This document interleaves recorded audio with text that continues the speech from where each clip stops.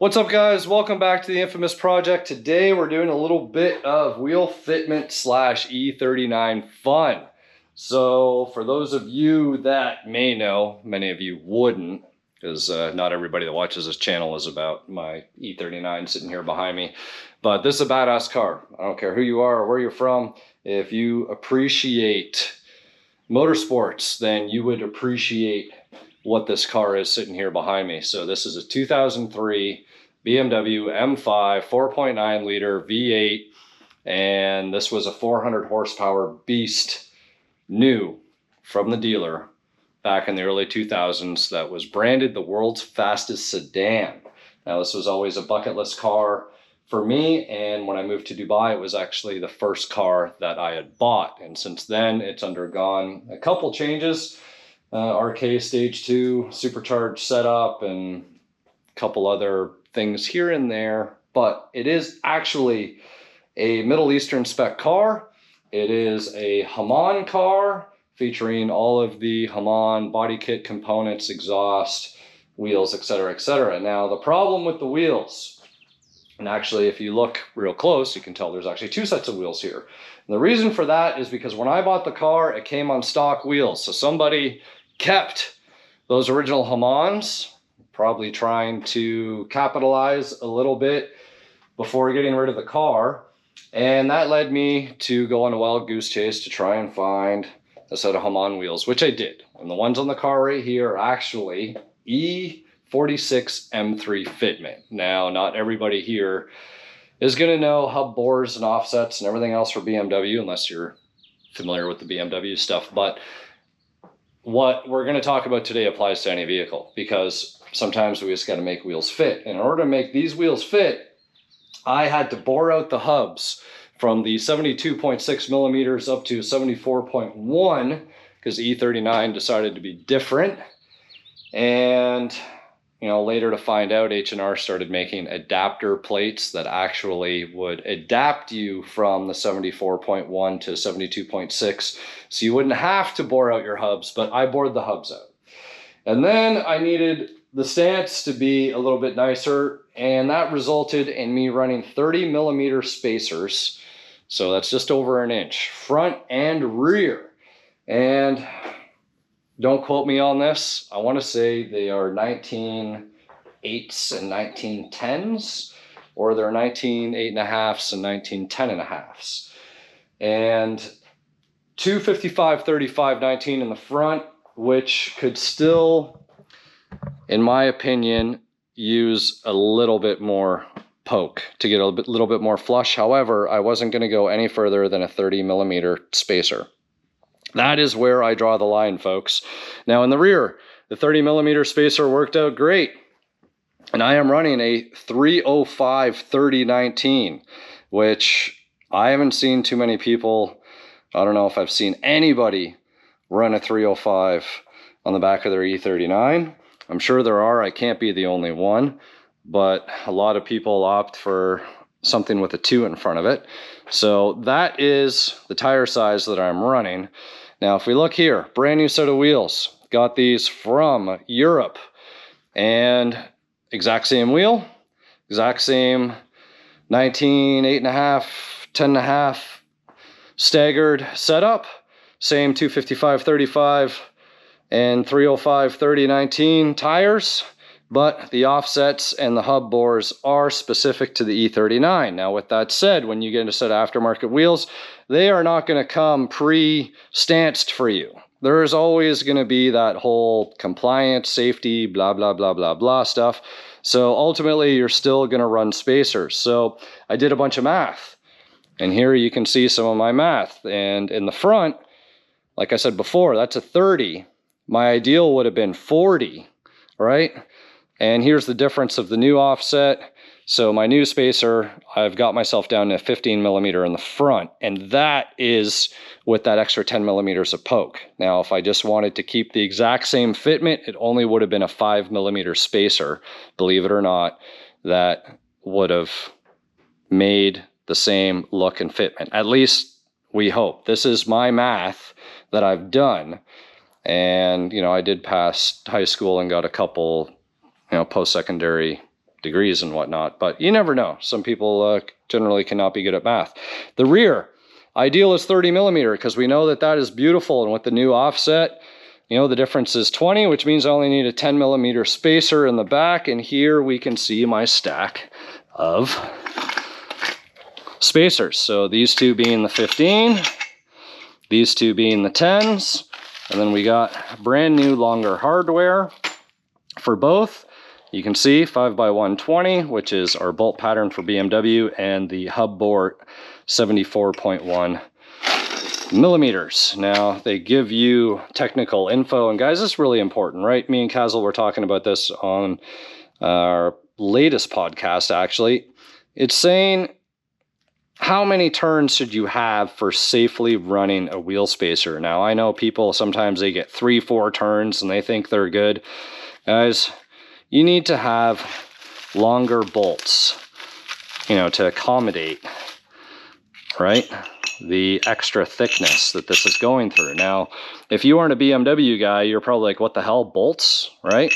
Because you would be used to studs. And if you have studs that are already pre-fit into your hubs, then you're going to be like, oh shit, I might need to go and get longer studs. Or, you know, if you have a bolt-on style spacer that's that big, then you might be okay because you're bolting the spacer on, and then you're bolting your wheel then onto the spacer and not to the hub.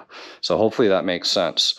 So the name of the game today, get these wheels and tires on this car, take these wheels and tires, and hopefully get them on the E60 that's sitting out there.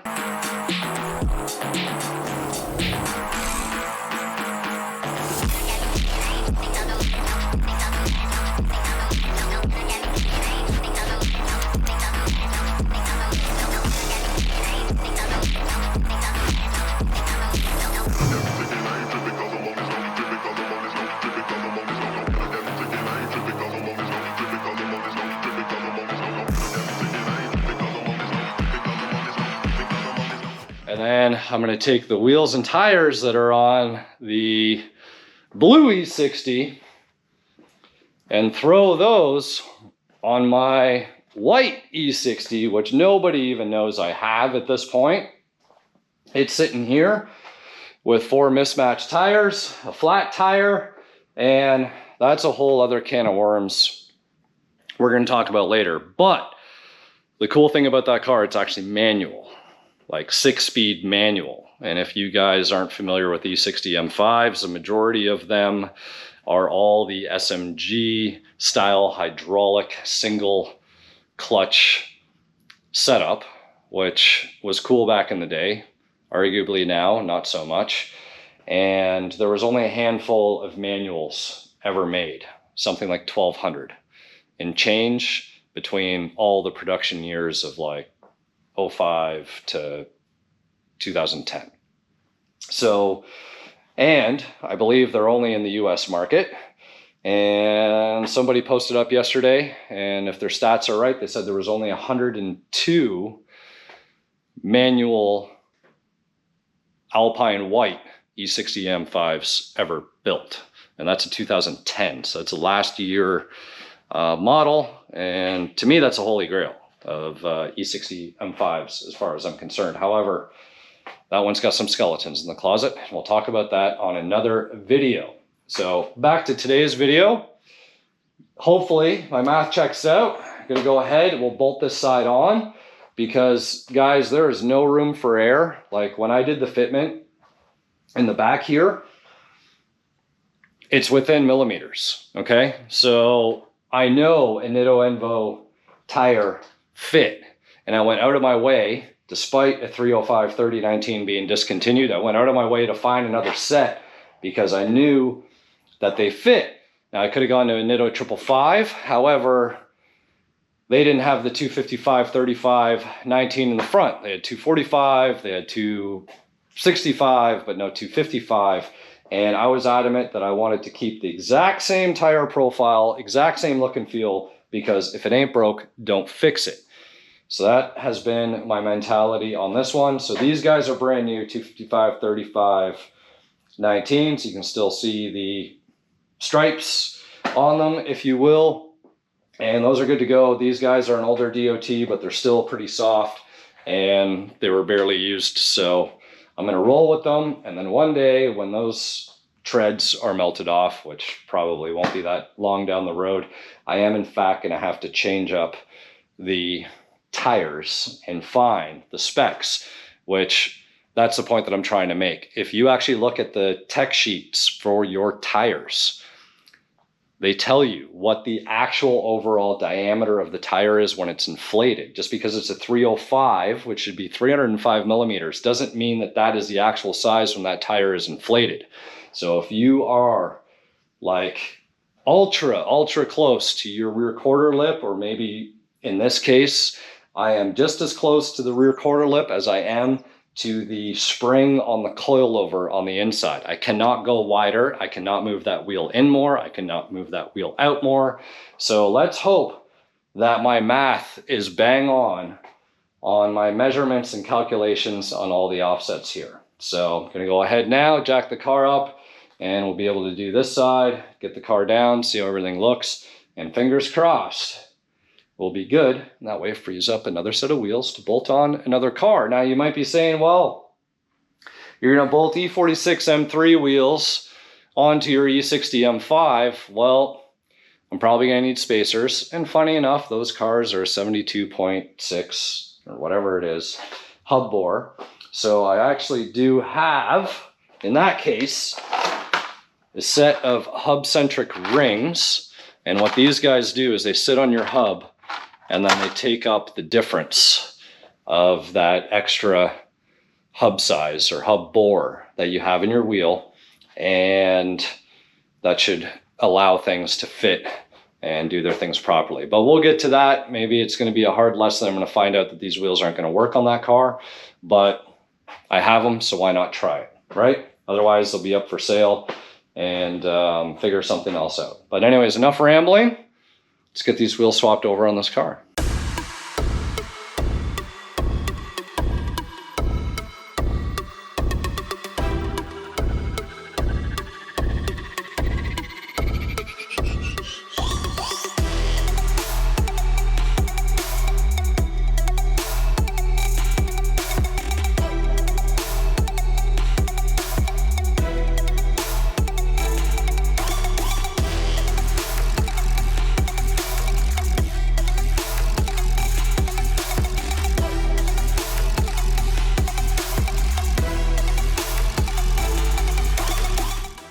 All right, guys, so here we are. The front, I think I've nailed, and it's not going to get any better than that. And you'll notice that I took the ratchet and I didn't just torque the bolts down. I started it and then just kind of snugly did the crisscross pattern. So that way the cone of the bolts will make sure that everything is centering up on that hub 100%.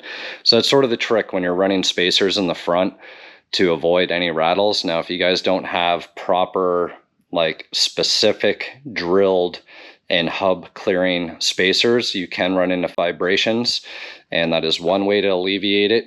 The other thing to keep in mind is that, right, if you have a multi-pattern or multi-fit spacer and you lose this hub lip sometimes, and then you're just relying on your bolts or your studs to center your wheel, you're going to run into vibration issues. I almost guarantee it.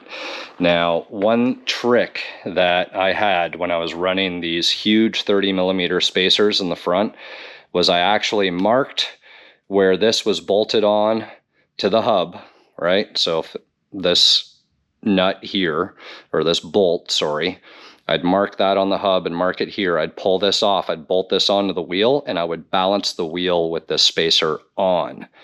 And that helped tremendously reduce any vibrations in the front end. Now, it's not always you end up with vibrations, but guys, sometimes tolerances can be pretty tight. So now looking at the rear, I can actually see the tire. So not the greatest of signs. I think right? It's actually poking out a little bit more than it was before. And I know, especially on this side, it was rubbing a tad bit. So I feel like I actually need to go down to a slightly smaller spacer in the rear. And 5mm might be too much. Although, I don't know, I need to check my clearances in here. I can't believe I screwed up my math. But yeah, that's gonna rub, unfortunately. So I'm not gonna worry about sticking the other rear on, at least not fully, or maybe I'll stick it on without the spacer.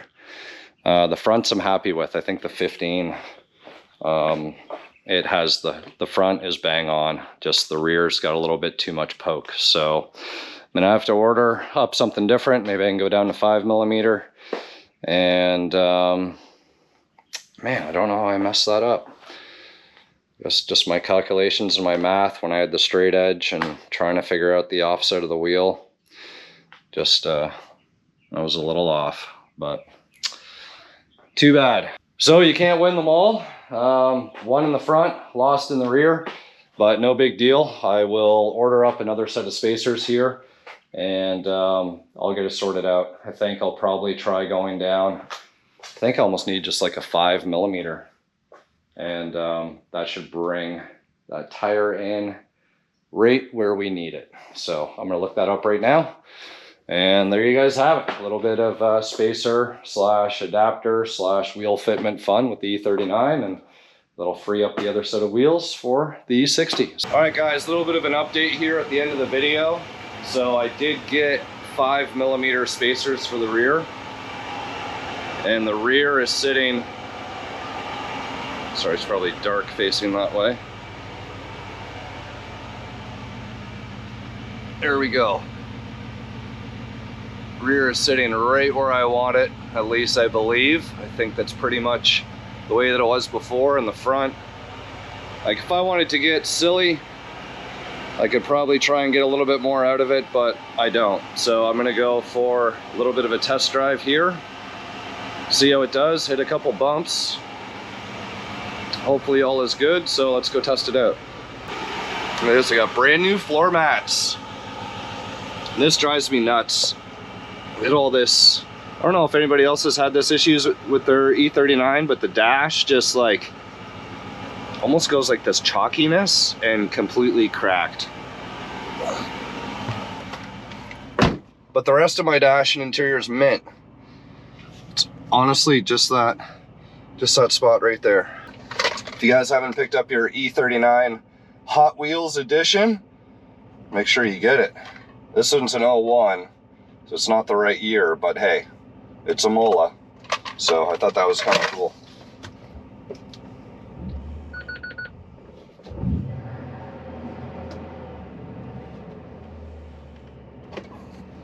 Almost stalled it like it was my first day driving.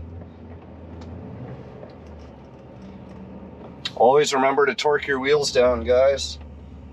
So I have done that.